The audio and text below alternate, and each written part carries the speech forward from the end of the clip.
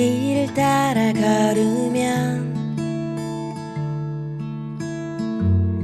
이야기가 흐르고 하루를 따라 흐르면 마음에 시 한 줌 꽃처럼 알고 있겠지만 여행은 사람을 혼자이게 해. 모든 관계로부터, 모든 끈으로부터 떨어져 분리되는 순간 마치 아주 미량의 전류가 몸에 흐르는 것처럼 사람을 흥분시키지. 그러면서 모든 것을 다 받아들이겠다는 풍성한 상태로 흡수를 기다리는 마른 종이가 돼. 그렇다면 무엇을 받아들일 수 있을까? 먼 곳에서, 그 낯선 곳에서 무작정 쉬러 떠나는 사람도 지금이 불안해서 떠나는 사람도 있겠지만 결국 사람이 먼 길을 떠나는 건 도달할 수 없는 아름다움을 보겠다는 작은 의지와 연결되어 있어. 일상에서는 절대로 만날 수 없는 아름다움이 저기 어느 한켠에 있을 거라고 믿거든. 이병률 산문집 내 옆에 있는 사람에서 한 대목을 읽어드렸습니다. 저는 문장의 소리 DJ 김민정입니다. 길을 따라 걸으면 이야기가 흐르고 하루를 따라 흐르면 마음에 시 한 줌 꽃처럼 살며시 피어날 거야. 노래가 되어줄 거야. 당신을 안아주겠지. 그러니 귀 기울여봐.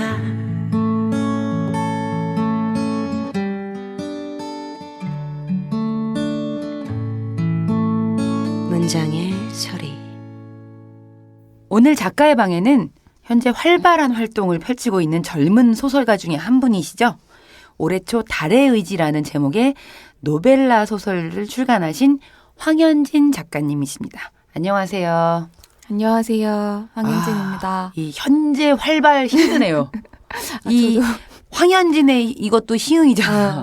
맞아요. 쉽지 않은 네. 이름이네요. 황현네 이거 다 희응이잖아요. 그래서 어릴 때부터 이렇게 제 이름 소개하는 걸 좀 제일 어려워했어요. 저도. 자, 소개하세요. 청취자 여러분한테 인사 한번. 안녕하세요. 저는 딱히 활발하지 않지만 소설을 쓰고 있는 황현진입니다. 반갑습니다. 네, 그 현진 씨의 소개를 제가 드릴게요. 네. 본인 입으로 하기 민망해 하니까 2011년에 장편 소설 죽을 만큼 아프지 않아 라는 제목의 그 소설로 제16회 문학동네 작가상을 수상을 했고 2015년에 이제 올 초죠. 네. 달의 의지를 펴냈고 지금 연재하고 있죠. 네. 2번 사는 사람들 맞나요? 네. 제 소개가 맞나요? 네, 네. 그리고 작년 한 해 동안 문화예술위원회의 또 다른 팟캐스트 파문. 네. 이 이름 누가 줬는지는 모르겠지만 뭐 파문을 일으켰나요? 저는 일으켰다고 생각하고 있습니다. 네, 그 진행자로 활동을 네. 오래 하셨어요. 네, 네. 근데 지금 이 자리가 익숙하지 않다고 했는데 이 게스트로 이 자리에 앉아보니까 어떠세요? 낯설어요. DJ로 앉아있을 때 하고 네. 게스트로 앉아있을 때 하고 되게 차이가 많이 느껴진대요. 그런 것 같아요. 어때요? 어떤 차이가 있는 것 같아요? 확실히 진행자일 때가 마음이 좀 더 편했던 것 같아요. 이게 게스트로 나올 때는 더 이렇게 부담이 많이 되고 더 이렇게 잘해야 되겠다 뭐 이런 책임감 같은 걸 더 느끼는 것 같아요. 진행자 할 때는 내가 좀 실수해도 그 다음 회차에 만회할 기회가 있겠지. 그렇지. 뭐 이런 보험 같은 게 있는데 게스트는 확실히 더 어려운 것 같아요. 한 번 하고 지나가니까. 네. 저는 현진이의 네. 시상식 날이 기억이 나는데 제가 네, 늘 자주 하는 말이지만 황현진의 존재감은 별로 없었어요, 저한테. 황현진이 상을 받는 날인데 황현진은 존재감이 없었는데 현진의 엄마가 존재감이 있으셔가지고 아, 예. 백발의 미녀. 네네네. 이게 애지간한 자신감이 아니면 백발을 유지하는 그 이목구비가 내가 너무너무 기억이 네. 났었는데 제가 알고 있기로는 효녀예요. 그죠? 네. 제가 나름- 어디선가 읽은 글에 의하면 네. 계약금으로 받은 돈을 아, 엄마와 남동생 여행을 시켜줬다고도 들었는데 네네네. 현진 씨에게 가족이란 뭐 같아요?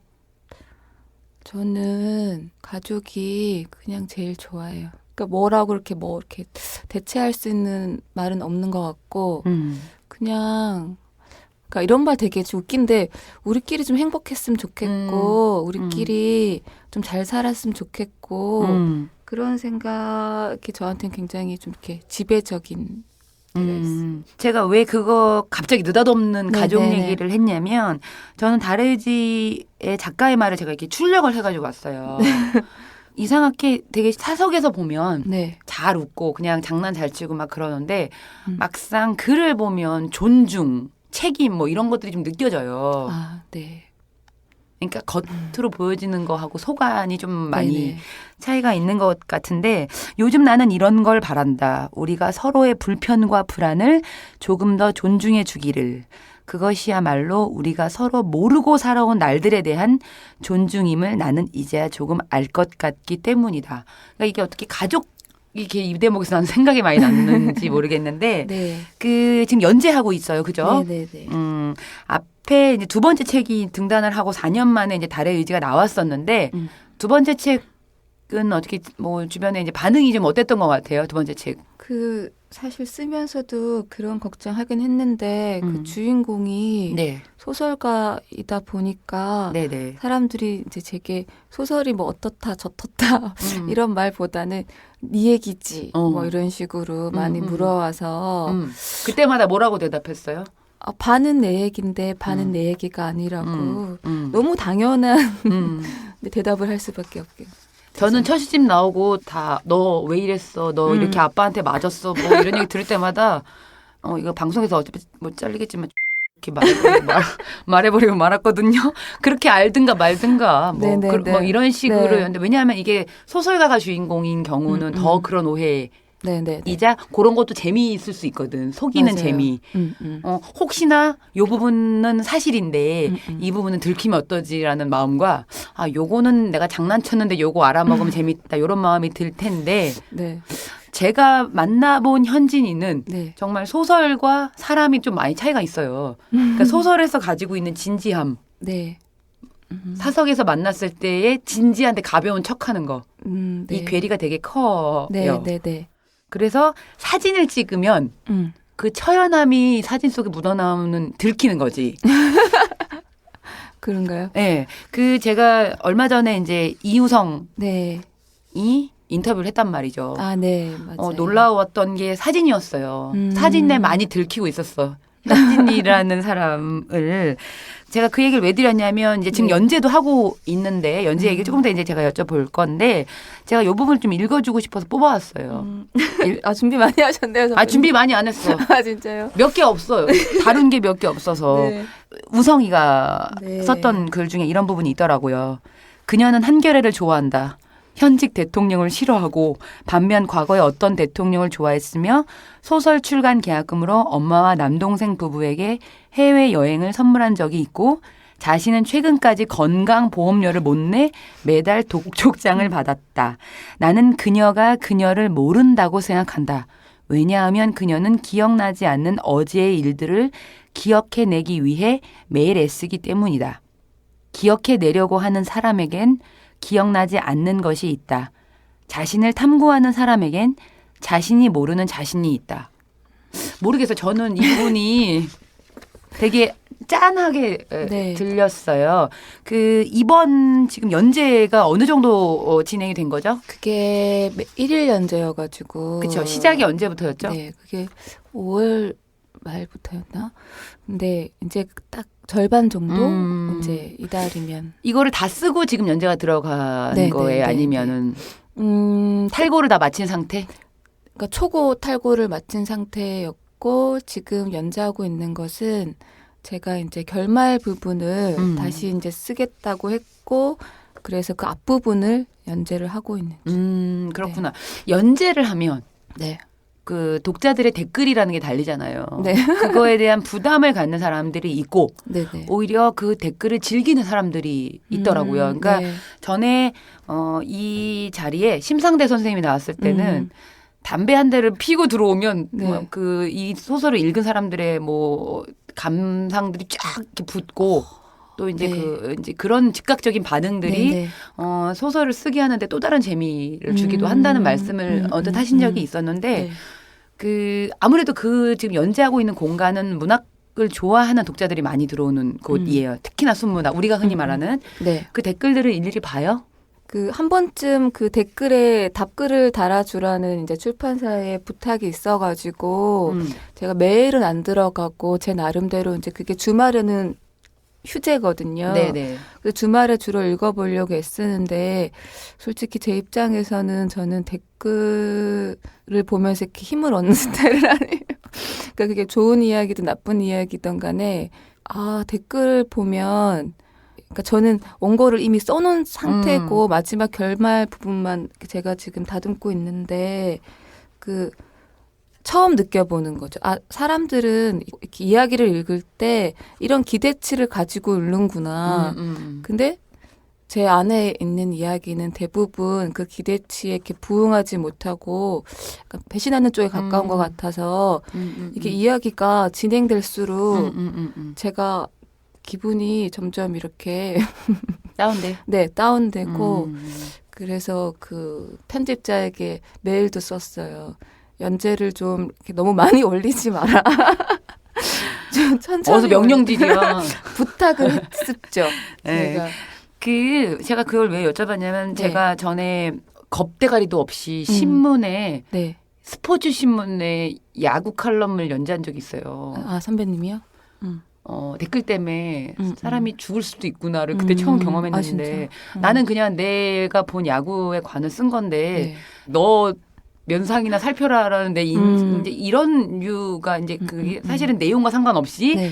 근데도 불구하고 사람 심리라는 게 네. 뭐라고 했는지가 궁금한 거야. 그런 게 있는데 제가 이제 그 연재를 지금 한창 하고 있고 말하자면 신인이고 네. 아직까지 막 뭐 10년 네네. 이상 찬 사람이 아니니까 그래도 들을 말들이 있단 말이에요. 네네. 내가 놓치고 있는 오류도 있을 수 있고 그래서 이제 댓글을 조금 가끔은 네. 그러니까 제가 이게 편집자로서 말을 하는 게 아니라 가끔은 소설은 약간 논리잖아요. 네. 놓치고 있는 부분들을 지적해주는 되게 애정어린 독자들이 있기 때문에 네. 가려서 보면 좋겠다는 생각이 드는 네. 게 있었고 네.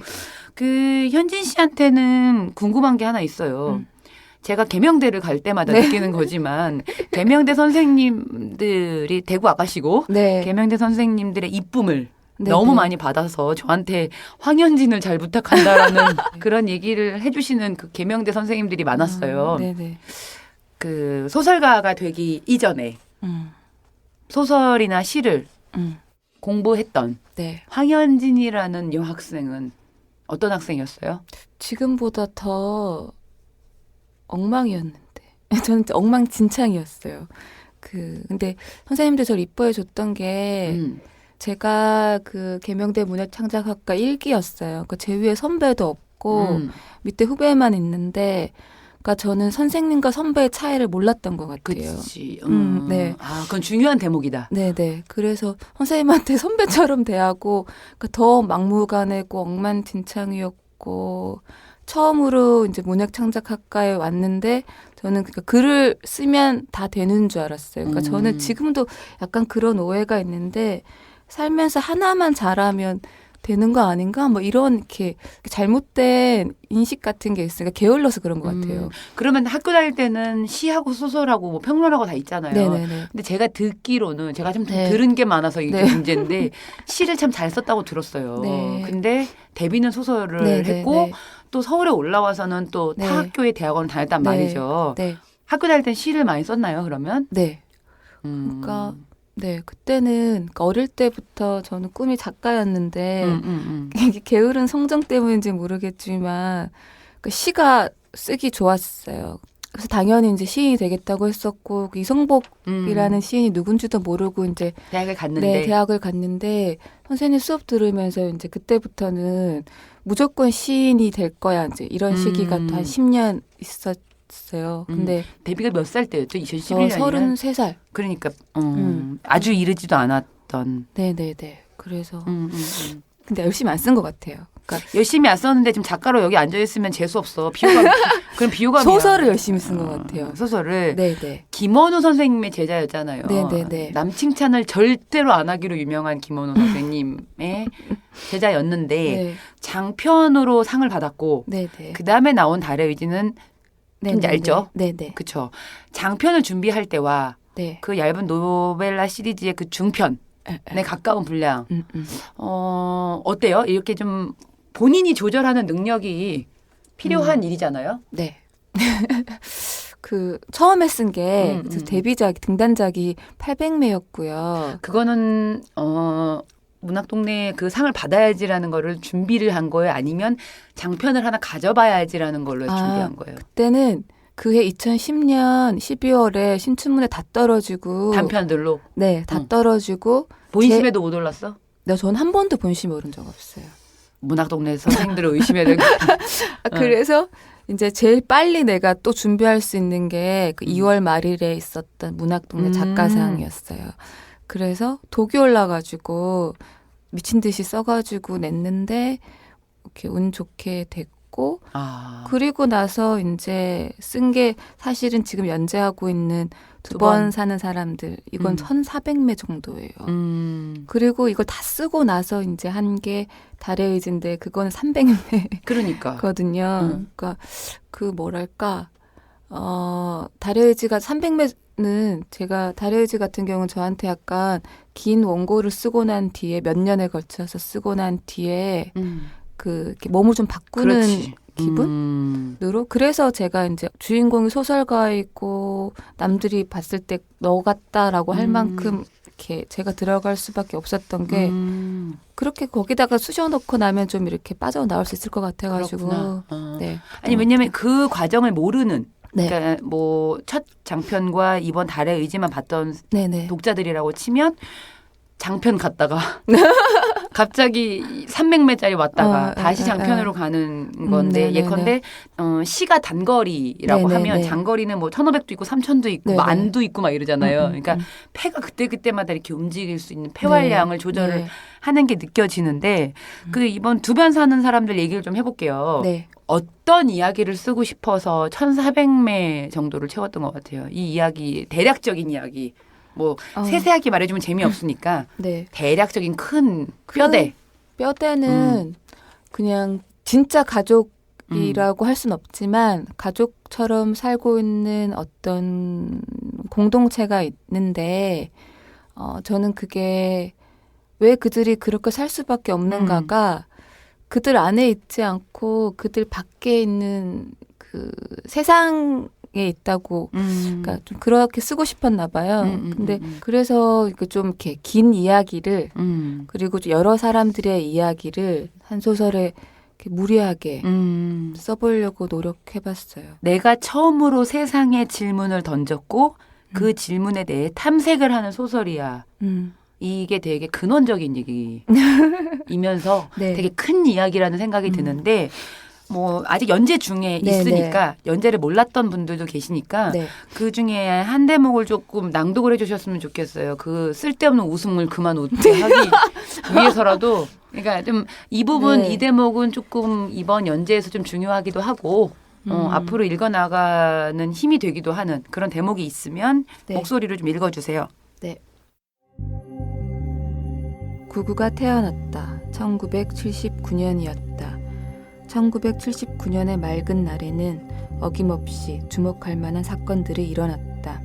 6월 20일 서울 종로구 부암동에서 골동품상 금당의 주인 부부가 살해되었다.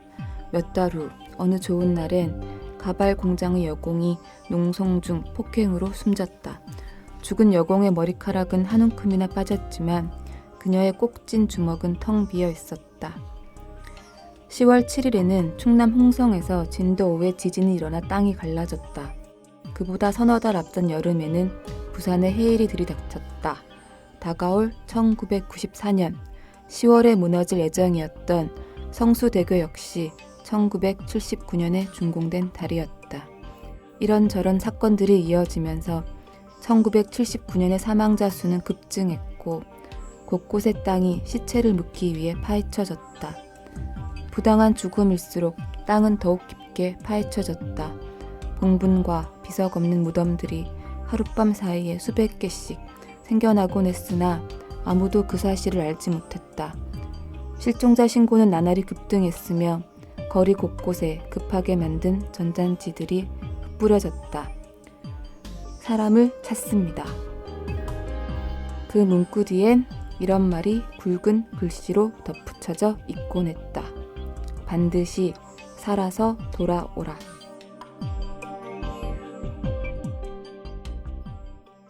저는 이 소설을 앞으로 이제 제가 저도 네. 이제 들어가서 이제 꼬박꼬박 보고 있지만 네.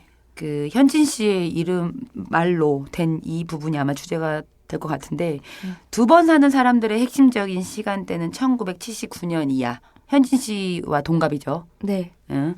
내가 태어난 해지. 네. 나는 소설을 통해 내가 살아온 시간을 확인하고 증명해 왔는데 그러다 보니 내게 찾아온 궁금증은 나는 왜 이런 사람으로 살아가고 있지라는 거야. 그래서 내가 태어난 해를 기점으로 전후의 세계를 지도로 그려볼 필요를 느꼈어. 영향권이란 어떤 의미에서 내 가족이지. 네. 이거를 인지하고 네. 이 소설을 지금까지 따라 읽지 못했다고 하더라도 지금부터 읽으면 나머지 절반은 이해하면서 읽을 수 있겠죠? 네. 네, 그럴 겁니다. 나 되게 현진이 도와주려고 노력하고 있어요, 네. 지금. 저 지금 약간 감동받았어요. 내가 그 타이밍을 잘 봤죠? 네. 네. 그 어떤 작가로 살고 싶으세요, 현진 씨는? 근데 저는 진짜 제가 정말 그렇게 쓰고 싶진 않은데 음. 저는 이렇게 자꾸 이제 과거로만 회귀하려고 하는 경향이 있고 그러다 보니까 이렇게 미래에 대해서 이렇게 좋은 청사진을 그려줄 수 있는 그런 소설은 잘 못 쓰는 것 같아요. 그래가지고 그러려면 제가 할 수 있는 작업은 예측과 암시라기보다는 그냥 계속 탐색과 증명인 것 같아서 그 이유를 제가 살짝 엿본다면 네, 이야기꾼으로서의 그 구라가 있기 때문일 거라고 생각이 들어요. 이야기꾼. 네, 그거는 반추하지 않으면 할 수 없는 일이니까. 저 개인적으로 바람이 있다면 네. 눈물이 많아지지 않았으면 좋겠어요.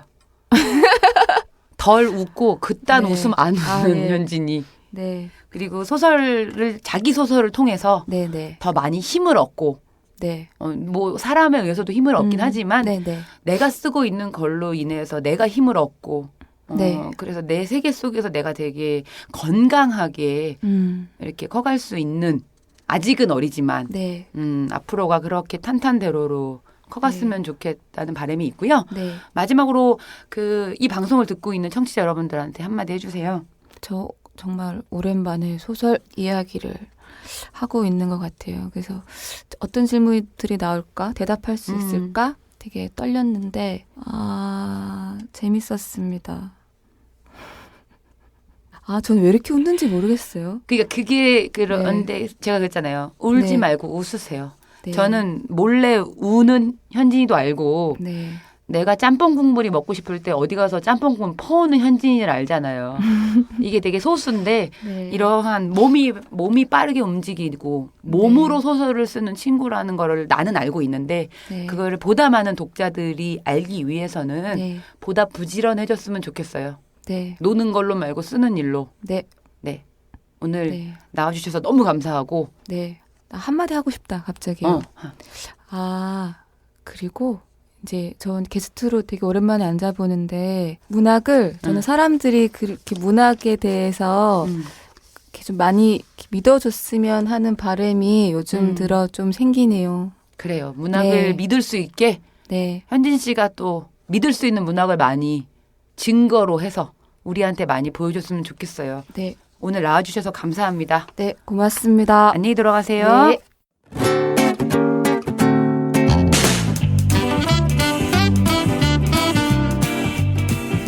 지난 시간에 이어 사랑방의 꿈단지는 타이포그래피 저술가이시죠?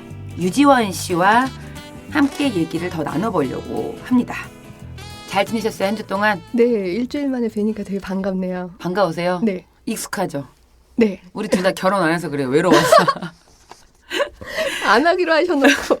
아, 죄송해요. 저 원래 거짓말 못하고 그냥 할 말 다 해요. 네. 저는 지난 시간에 강의를 좀 잘 들었어요. 아, 제가 되게 관심이 많은 분야의 일을 하고 계셔가지고, 네. 지난 시간에 한번 이 마이크 앞에 서서 네. 이렇게 라디오를 경험하신 적이 있으셨어요, 지금까지? 딱 한두 번 정도? 아이, 그럼 네. 뭐 처음도 아니었네. 근데 되게 못했어요. 아니에요. 충분히 잘하셨고, 제가 워낙에 책과 글자와 네. 뭐 이런 거에 관심이 많아서. 네. 근데 뭐, 워낙에 작가들 책 읽는 것도 좋아하시죠? 네. 뭐 이게 되게 유치한 질문이지만, 네. 작가 누구 좋아하세요? 작가요? 네. 제가 독일어로 막 이렇게 읽을 거 아니에요. 그죠? 독일어, 저는 한국어로 읽는 게 제일 좋아요. 아, 나는 계속 틀려요. 지원 씨한테 맞추는 게 없네. 네. 한국어로 읽는 건 그냥 좋고요. 네. 익숙하니까. 네네. 독일어로 읽는 거, 이런 거 읽고 있는 제 자신이 너무 기특해서. 아, 어떤 작가가 나한테 잘 맞는다 이런 생각이 문학 작가 네, 말씀이신 뭐 거죠? 상관없어요. 뭐 문학이든 시든 뭐 비평이든 제가 쓰는 글에 도움을 주는 작가들을 좋아해요. 누구 예를 들면 뭐 말해주면 안 되는 거예요. 파스칼 키냐르? 아, 키냐르 좋아하세요? 네. 키냐르는 문인들이 참 좋아하는데 시인들이. 네. 키냐르를 독일어로 읽으신 적은 아닌 거죠? 아니요, 한국어로 한국어로 읽었어요. 읽으셨어요? 네. 키냐르만 좋으세요? 파스칼 키냐르나 뭐 일본 작가들 몇 명 이렇게 있는데요. 네네. 제가 글을 쓰다가 타이포그래피 잘 모르잖아요. 네네. 그럼 설명을 되게 하게 돼요. 그리고 네. 사람들이 저한테 자꾸 설명을 하라고 그러는데 저는 대화 나누는 게 좋거든요. 아, 근데 설명을 하다 보면 저도 하나라도 더 보여주고 싶은 마음이 점점 생겨서 글이 네네. 같아져요. 아. 그럴 때 문학 책을 파스칼 키냐르 같은 책을 읽으면 마치 요가하듯이 리듬을 한번 아, 이렇게 요가하듯이. 예, 아. 리듬을 고르고 좀 더 좋은 호흡이나 이걸 음. 가질 수 있는데 그런데 도움을 주는 작가들이 조금 있어요. 지원 씨네 집에 네, 책은 많아요? 네, 얼만큼 세보진 않았죠? 네, 집이 무너질 정도는 아니죠. 그 정도는 아니에요. 근데 왜 제 주변에는 네. 책을 되게 독특한 스타일의 책을 모으는 분들이 많아요. 뭐 특히나 독일 쪽에서는 그런 책들을 많이 낸다고 하더라고요. 네. 뭐 이렇게 중국식 부채처럼 생긴 책도 아. 있고 뭐 그렇다고 하는데 네, 지원 씨도 다양한 스타일의 책들을 좀 모으는 편이기도 해요. 저는 텍스트에 대한 관심이 많지 어떤 외형적인 형식적인 거보다. 예, 그리고 독특해서 모은다기보다는 음. 제가 그 디자인의 정신적인 측면에 동의를 해서 모으는 정. 잠깐만요. 저 메모해도 돼요. 정신. 죄송합니다. 아니야. 나는 정신이 네. 없어가지고 난 몸뚱아리밖에 없어가지고 정신적인 측면이라고 말을 네. 하니까 왜냐하면 오히려 제 주변에 책 한다 그러면 네, 뭐 사이즈 네. 책이 커 작아 뭐 네. 두꺼워 얇어 뭐 종이를 수입지를 썼어 뭐 네. 이런 걸 물어보는 분들이 오히려 많은데 네. 정신들을 다 없이 사는 사람들밖에 네. 없네. 그렇구나. 독일에서 한국으로 귀국할 때 책 네. 많이 갖고 들어왔어요. 별로 많이 갖고 오진 않. 버린 책도 많고 기증한 책이 되게 많았고. 독일 독일에 어디다가 그 나한테 한국인, 기증 좀 하지. 한국인 교회나 아, 이런 아. 쪽에다 기증한 때가 많았고 많이 가지고 도전하지 못했었어요. 아, 그렇구나. 네. 저는 책을 그렇게 한국에 와서 한 17년 제가 네. 한 17, 18년 정도 책을 만들었는데 만들 때마다 어려워요. 네. 매년이 너무너무 어렵고 넘쳐나죠. 매책이 너무 어려워요. 네. 책이 무섭거든요. 네, 네. 나와서 인쇄소에서 내 손에 올 때까지 너무 공포스러울 정도로 잠을 못 잘 정도로 이게 점점 심해지고 있거든요. 실수할까 봐. 아. 그러니까 그게 네. 나아져야 되는데 네. 점점 불안해요. 네. 그게 병처럼 생겼거든요. 지원 씨한테 책이란 네. 어떤 물성 같아요? 정신적인 측면에서든 육체적인 측면에서든. 육체적인 측면에서는 월세를 반 정도는 니네가 돼야 되지 않겠니? 네. 라는 어려운데 책이란. 제가 정리할까요? 이렇게 말을 못하게 만드는 것. 어때요? 그렇군요. 네, 네. 맞아요. 근데 저는 얼굴을 보고 있잖아요. 얼굴은 되게 할 말이 많은 얼굴. 네. 그러나 입 밖으로 꺼낼 수 없는 것. 네. 그게 지원 씨한테 책 같아요. 맞나요? 네. 키냐르 책 같은데. 아니 눈이랑 볼이 네. 반질반질해요. 그래서 뭔가 꽉 찬 느낌인데 네. 나 혼자 약간 오래 가지고 있을 거야. 아직은 아니야. 네. 라는 그 굳은 의지가 입술 끝에 있어요. 그냥 제 생각이에요. 네. 그 한글. 네. 한글을 바라보는 눈이 네. 어때요? 한글을 바라볼 때 드는 생각 같은 게 혹시 디자이너로서 디자인을 전공했잖아요. 네. 한글의 모양새, 한글 네. 어떤 것 같아요? 한글이요. 네. 진지한 얘기해도 되는 거예요? 그럼요. 저희도 지금 진지한 거 좀 해봐야 돼요. 가벼운 거 많이 해가지고. 예. 왜냐하면 우리가 다 글 쓰는 사람들이 이 방송에 주로 나오는데 주로 다 한글 가지고 네. 먹고 산단 말이에요. 네. 근데 한글을 놓고 생각을 해볼 네. 일이 별로 없어요. 네. 그래서 한글에 대해서 얘기해 줄 사람이 필요한 거죠. 네. 지금 두 가지 생각이 떠오르는데요. 한글에 대해서. 한글 운동 이런 거 하잖아요. 네네. 한글 사랑을 좀 올바른 방식으로 세련되게 했으면 좋겠다. 너무 이상한 방식으로 한글 사랑을 많이 하는 것 같아서. 네. 강의식으로 얘기 길게 해주셔도 네. 좋아요. 예. 한글이 스스로 원하는 방법으로 사랑해주면 좋겠어요. 사랑하는 이런 말 너무 멋있다. 어떻게 하면 스스로 다시. 멋지다. 그러니까 한글이 과연 좋아할까 저렇게 하면 그런 음. 방법으로 좀 좋아하는 한글 운동들이 많은 것 같아요. 지금 구체적인 신뢰가 딱 생각나진 않는데요. 한글을 가지고 뭔가 그러니까 네. 저희는 네. 있는 글자들을 가지고 그냥 네. 원고지를 네. 이렇게 질러 나가는 네. 일만 하고 있는데 네. 그걸 미학적으로 뭔가 하는 친구들은 무슨 운동을 계속 하나 봐요. 그거보다는 저쪽 뭘? 한글 운동 쪽에 많아요. 저기 어학 쪽이 많죠. 문자학이나 어학이나. 네. 네. 제가 되게 놀랬던 적이 있었는데 무슨 한글 프로젝트가 있는데 저 도심 한가운데다가 지구본을 커다랗게 만들어 놓고 거기를 한글로 뒤덮겠대요. 그 무슨 제국주의적인 발상이에요. 그거 하는 데가 어디예요? 뭐 어학이나 이쪽 계통이었었던 것 같아요. 근데 저는 그 말을 듣고 너무 충격을 받았어요. 그러니까 한글이 저걸 원할 것 같지 않아요. 제국주의적으로 지구를 지배하는 거는. 그렇죠. 그러니까 한글은 이 문자 생태계의 일원으로서 다른 라틴 알파벳이나 한자나 아랍 문자나 다른 문자들이랑 일원으로서 이렇게 어울려가는 것을 원할 것 같지. 네. 그게 세계동대왕의 예, 그 의도이지. 다 배타하면서 다른 문자들 배타하면서 내가 다시 세계를 지배할 거야. 이걸 원할 것 같진 않거든요. 그런 거 하는 데도 있네요. 네. 송곳을 갖고 제가 가야겠네요. 하마터면 세워질 뻔했는데. 아 진짜로? 네, 서울시 디자이너들이 반대를 했다고 들었어요. 확실한지 모르겠어요. 들은 얘기로 그때 네네. 제가 느꼈던 게 서울시 디자이너들이 막 하는 것 없는 것처럼 보일 수도 있겠지만 서울시가 더 끔찍해지는 걸 막기 위해서 각고의 노력을 하고 있다라는 걸 느꼈었어요. 아 그렇구나. 네. 네네. 그리고 또 한 가지는 타이포그래피는 기본적으로 배열의 작업이거든요. 배열. 네. 그러니까 한글에 관련된 타이포그래피 두 가지를 들자면 네. 하나는 한글 글자를 디자인하는 거고 네. 하나는 남이 만든 한글 글자체로 디자인을 하는 거예요. 그렇죠. 네. 네네. 그 두 가지 방법이 있는데 두 번째가 배열에 대한 거죠. 배열. 그렇죠. 이 영문, 불문 다 알파벳 쓰잖아요. 네네. 알파벳도 뭐 그리스 알파벳, 키릴 알파벳이 있는데 그 영문에 쓰는 알파벳을 라틴 알파벳이라고 불러요.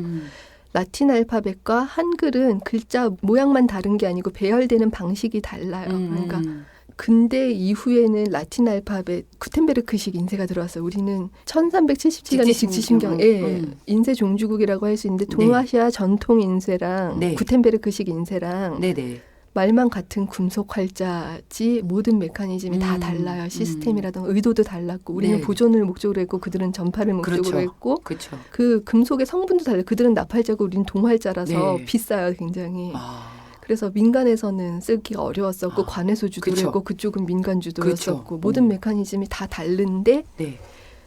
동아시아 전통 인쇄는 20세기 들어와서 명맥이 많이 끊겼고 19세기 후반에 일본을 통해서 신식 인쇄가 들어왔는데 이게 구텐베르크식 인쇄예요. 네네네. 그러니까 우리는 인쇄 존주국이지만 사실 구텐베르크식 서양 인쇄를 하고 있거든요. 그리고 그 배열 방식을 쓰고 있어서 서양식 타이포그래피 공간에 한글을 넣어서 쓰고 있어요. 지금 우리는. 네네네. 근데 원래 동아시아 인쇄 그리고 세종대왕이 한글을 처음 발명했을 때 한글을 둘러싼 공간은 완전히 달랐어요. 그렇죠. 그거가 제가 관심을 갖고 있는 지분.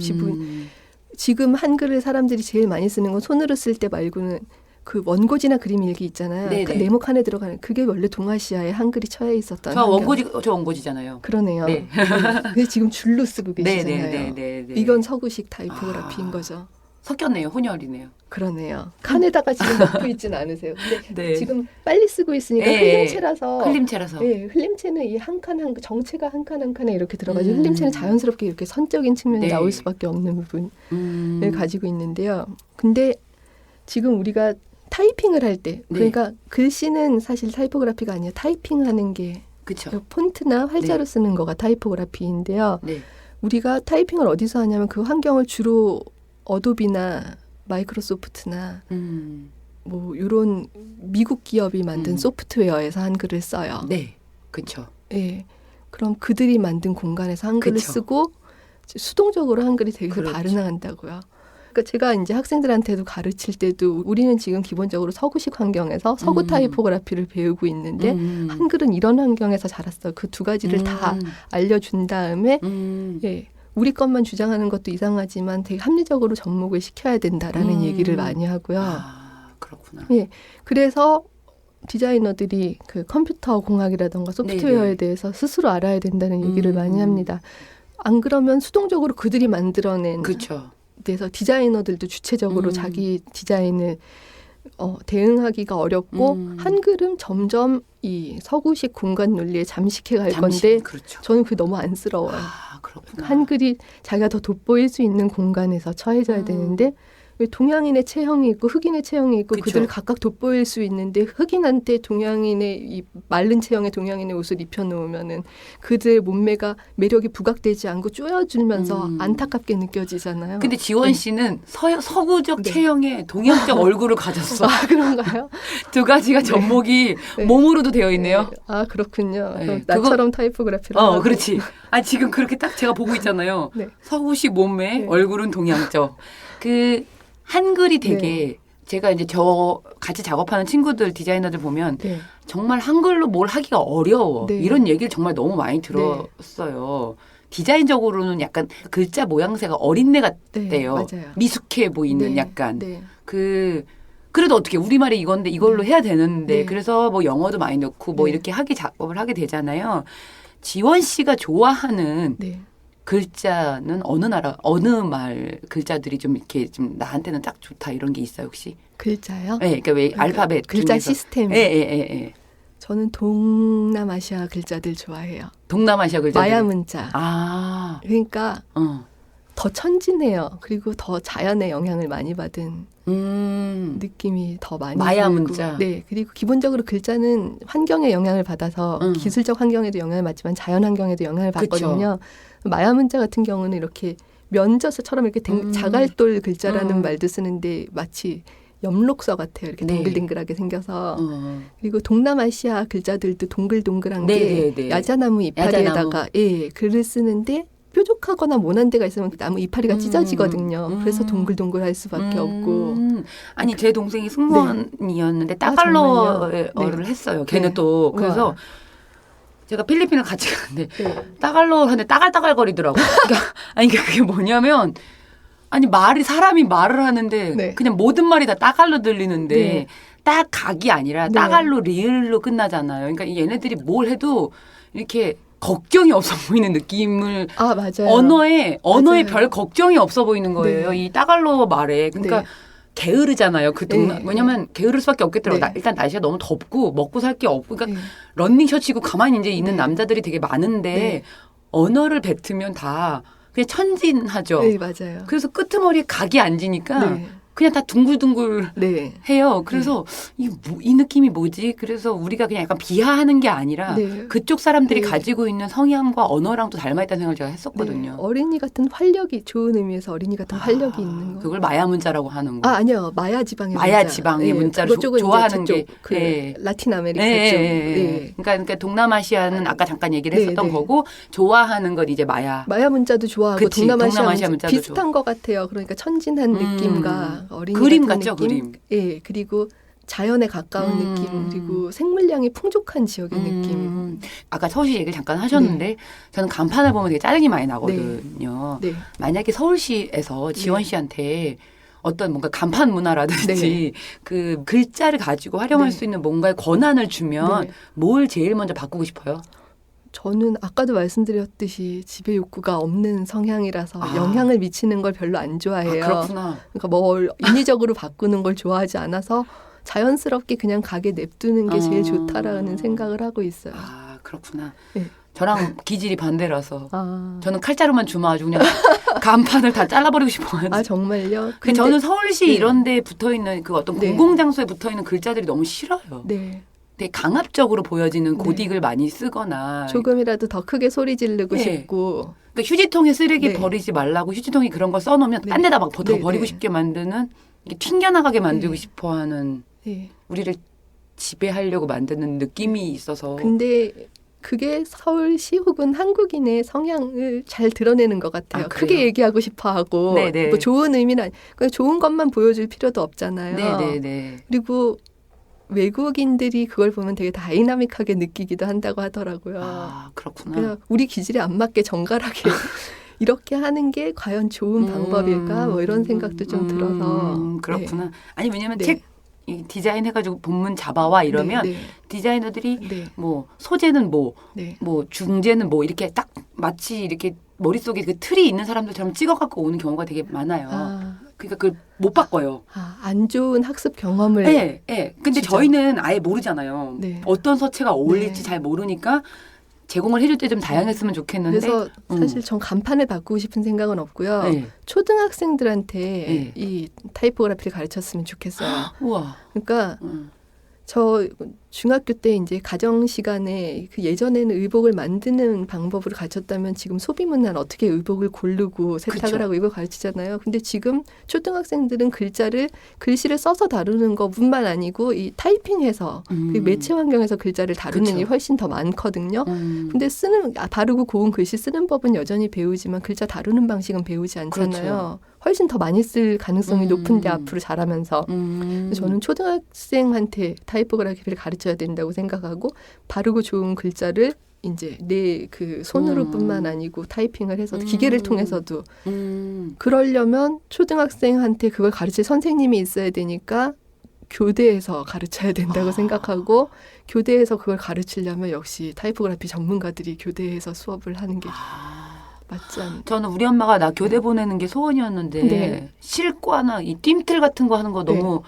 굴욕스러워서 가기 싫었어요. 저 뜀틀 좋아했어요. 초등학생들 앞에서 선생님이 먼저 뜀틀 해야 되잖아요.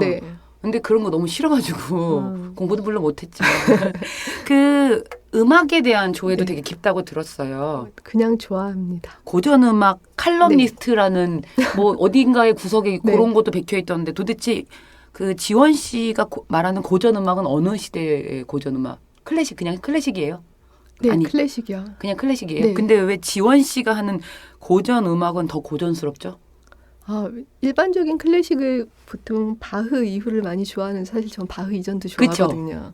아니 얼굴에 그런 게 써 있어서. 제 남동생이 나이 차이는 2살인데 세대 차이 200년이라고 음악 취향 때문에. 그러면은 어디 뭐 정기적으로 기고도 하고. 그렇진 않아요. 사실 음악에 대해서는 딱 손을 뗐었고 그러니까 타이포그래피에서 결혼 안 했지만 남편 같은 존재라면 음악의 첫사랑 같은 존재라고. 네. 그러면 고전 음악에 대해서 어떤 관심이 좀 있는 거예요? 어떤 누구? 저는 칸타타 이런 거밖에 모르니까. 고전 음악은 사실 모차르트 오페라 들으면서 독일어 배웠었어요. 그래서 이 언니는 파면 팔수록 어렵구나. 난 너무 무식해가지고 아무것도 아는 게 없어가지고. 그렇구나. 언어는 그렇게 배워야겠구나. 그래서 아니요. 그렇게 배우면 안 되는 게요. 돼요? 독일에 딱 갔는데 제가 독일어를 제대로 고등학교 때 불어를 배웠거든요. 제가 원해서가 아니고 무조건 불어를 배우게 시켰어요. 여학생들 특히.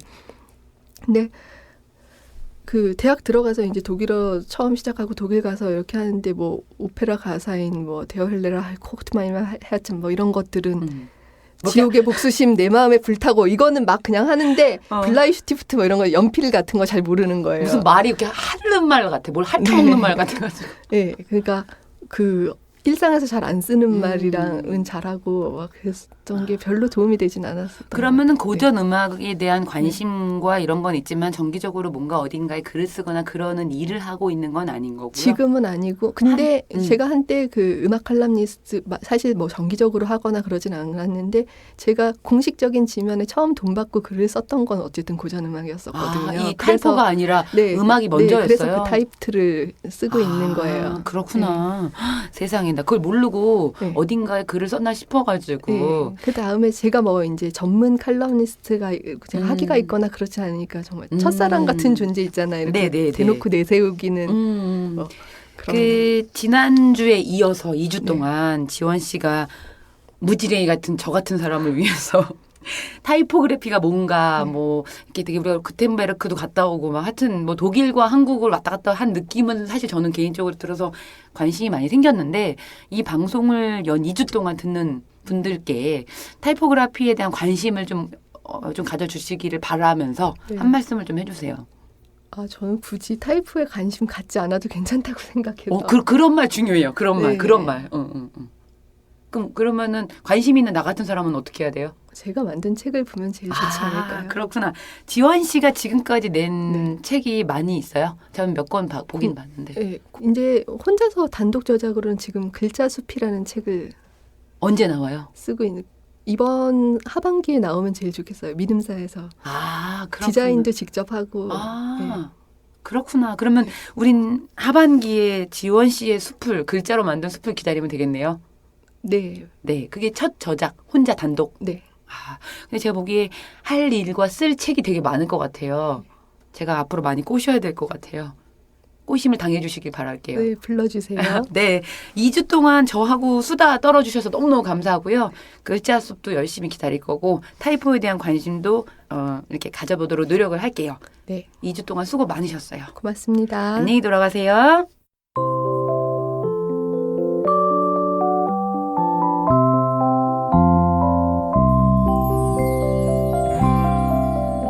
그는 아버지의 2가지 말을 기억했다.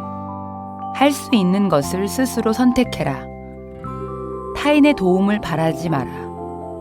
너는 너의 것이란다. 그것이 바로 삶이란다. 그리고 다른 우연한 기회에 아버지는 아들이 영원히 기억할 말을 꺼낸다. 여자의 사랑을 두려워하거라. 그 행복, 그 독을 두려워해. 이 말은 무슨 의미였을까? 타인에 의해 자신이 폭군 같은 여성의 손안에 놓였음을, 그래서 어쩔 수 없이 이러한 가족의 관찰자가 되었음을 시인하는 것이었을까? 가방에서 꺼내 읽어드린 한 권의 책.